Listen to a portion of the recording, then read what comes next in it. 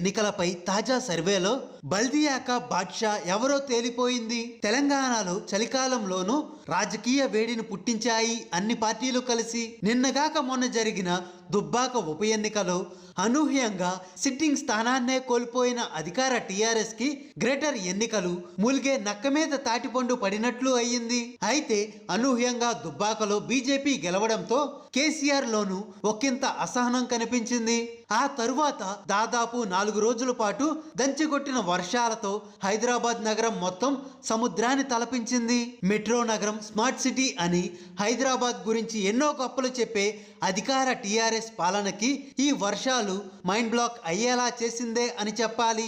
దీంతో భయపడ్డ కేసీఆర్ జీహెచ్ఎంసీ ఎన్నికలను దృష్టిలో పెట్టుకొని 10,000 ఆర్థిక సాయం చేస్తాము అని ప్రకటించి నానాయాగి చేశారు. 1-2 రోజుల పాటు టీఆర్ఎస్ కార్యకర్తలకే పంచి ఆ తరువాత జీహెచ్ఎంసీ ఎన్నికల నోటిఫికేషన్ వచ్చేలా ప్లాన్ చేశారు. తాను 150 డివిజన్లలో అభ్యర్థుల పేర్లను ఖరారు చేసుకొని తరువాత ప్రతిపక్షాలకు సమయం ఇవ్వకూడదు అనే వ్యూహంతో కేసీఆర్ నామినేషన్లు వేయడానికి, ఉపసంహరణకి ఎన్నికల మధ్య సమయం ఎక్కువ లేకుండా చేసి ప్రతిపక్షాలను దెబ్బ కొట్టాలి అనే వ్యూహం రచించారు. కానీ అనూహ్యంగా గ్రేటర్ పోరులో TRS, BJP, Congress, TDP, MIM పార్టీలు బరిలోకి దిగి కేసీఆర్ కి మొదటి షాక్ ని ఇచ్చారు. ఇక జీహెచ్ఎంసీ ఎన్నికల ప్రచారం హోరాహోరీగా జరిగింది. ఒక మున్సిపాలిటీకి జరిగే ఎన్నికల్లా కాకుండా అసెంబ్లీ ఎన్నికల రణరంగాన్ని తలపించింది.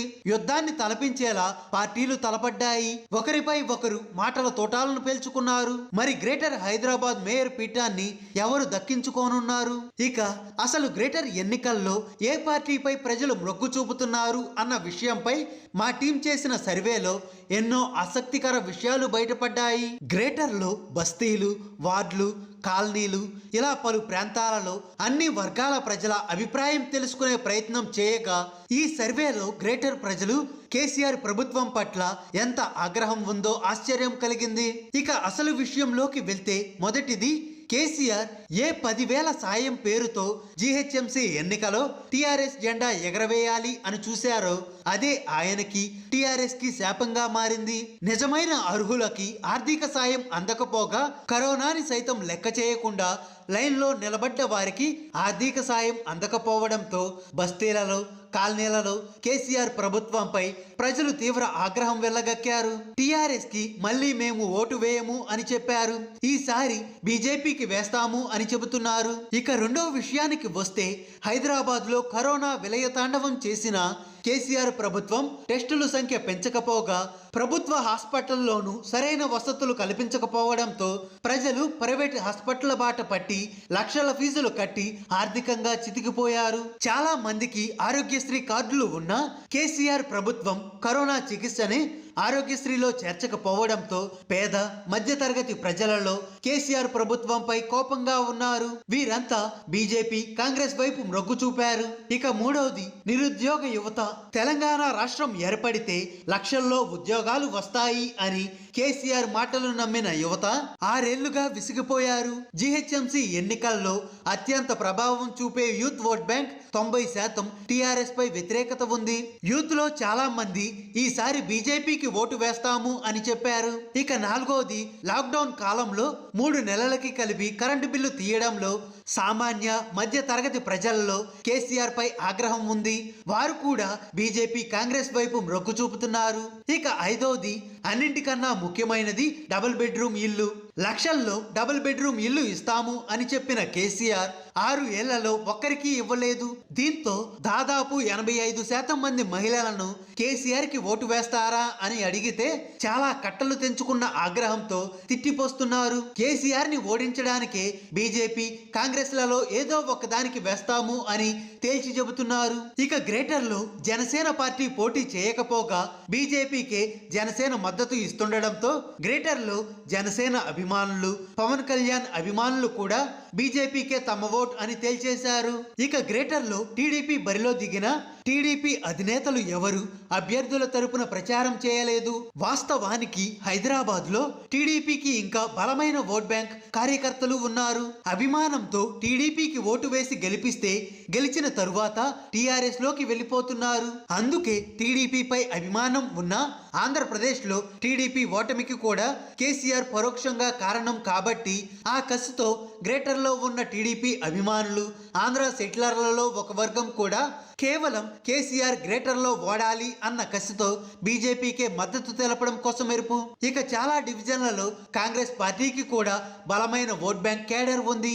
కానీ పదవుల కోసం ముందు ఉండే కాంగ్రెస్ సీనియర్ నాయకులు ఎవరు జీహెచ్ఎంసీ ఎన్నికల్లో ప్రచారం చేయలేదు. ఒక్క రేవంత్ రెడ్డి మాత్రమే అన్నీ తానే కాంగ్రెస్ అభ్యర్థుల కోసం ప్రచారం చేశారు. అయితే చాలా మంది కాంగ్రెస్ అభిమానులు కూడా రేవంత్ అన్న లాంటి వారికి పిసిసి పదవి ఇస్తే బాగుంటుంది, అప్పుడే కాంగ్రెస్ పార్టీ పుంజుకుంటుంది, కానీ ఈసారి బీజేపీకి వేస్తాం అని చెప్పడం నిజంగా ఆశ్చర్యకరం. ఇక మొన్న కురిసిన వర్షాలతో 6 ఏళ్లుగా కేసీఆర్ కేటీఆర్ హైదరాబాద్ అభివృద్ధిని గాలికి వదిలేశారు. ఇదేం పరిపాలన?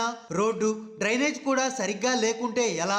టీఆర్ఎస్ కి మళ్ళీ ఓటు ఎలా వేస్తాం అని చాలా మంది విద్యావంతులు సైతం ప్రశ్నించారు. వారు కూడా ఈసారి గ్రేటర్ ఎన్నికల్లో టీఆర్ఎస్ కి వ్యతిరేకంగా ఓటు వేసే అవకాశం ఉంది. ఇక కరోనాతో ప్రజలు ఇబ్బంది పడుతుంటే ఉన్న సచివాలయాన్ని ఆగమేఘాల మీద కూల్చేసి 550 కోట్లతో కొత్త సచివాలయం కట్టడం కూడా ఒక వర్గం ప్రజలలో కేసీఆర్ పట్ల ఆగ్రహం ఉంది.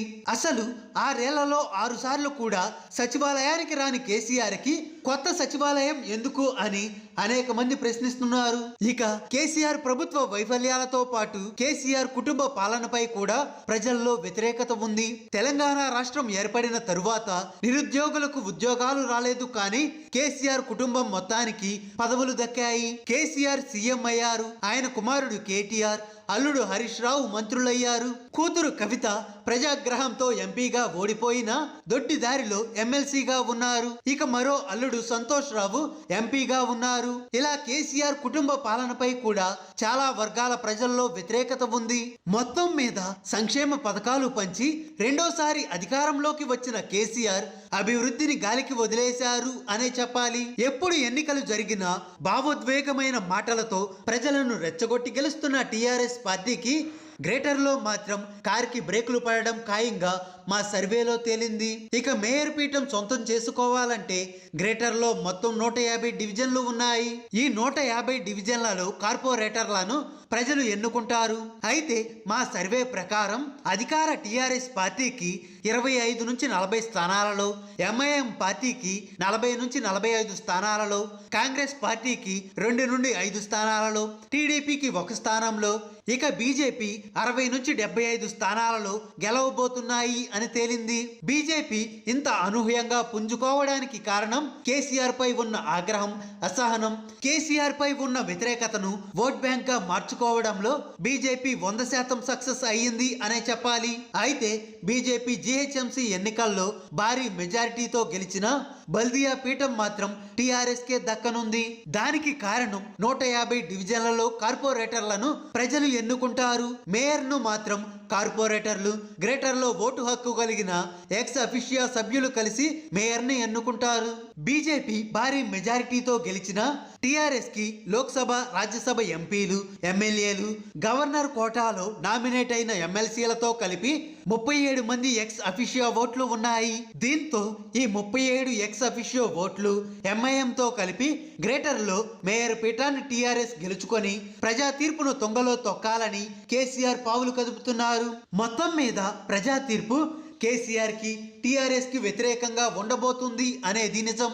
గ్రేటర్ లో బీజేపీ అత్యధిక స్థానాలు గెలుచుకోబోతుంది. కానీ ప్రజా తీర్పును తొంగలోకి తొక్కి దొడ్డి దారిలో ఎక్స్ అఫిషియో ఓట్లు ఎంఐఎంతో కలిసి దొంగ దారిలో టీఆర్ఎస్ మేయర్ పీఠాన్ని దక్కించుకోబోతుంది. ఒకవేళ ఓటింగ్ వన్ సైడ్ జరిగితే బల్దియా పీఠం కూడా బీజేపీకే దక్కొచ్చు. మొత్తం మీద హైదరాబాద్ గ్రేటర్ ఎన్నికల్లో సారు కారు మరోసారి బేజారు ఖాయంగా కనిపిస్తుంది.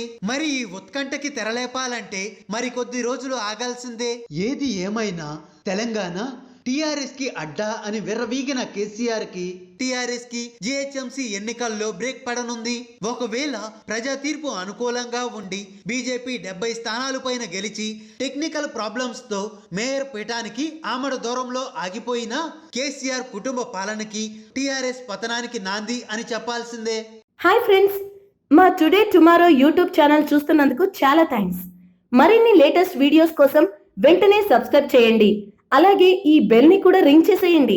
మా నోటిఫికేషన్స్ అన్ని మీ మొబైల్లో వస్తాయి. అలాగే మా వీడియోస్ మీకు నచ్చితే లైక్ చేయండి, షేర్ చేయండి, నచ్చకపోతే కామెంట్ చేయండి.